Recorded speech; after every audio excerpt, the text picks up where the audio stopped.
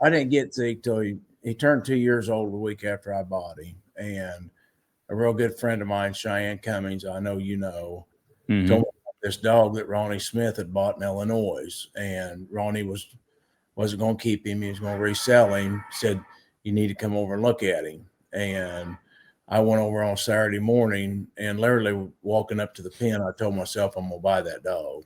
Yeah. And just off his looks, and I just fell in love with how he acted in the kennel and everything. And I didn't know what Ronnie wanted for the dog. And he come out, we agreed on a price, and he said, you're going to love hunting this dog. He said, you don't need a dog lead or anything. And he opened up the kennel. Zeke just ran to the back of the truck, jumped up in that box, and Yeah. I like that.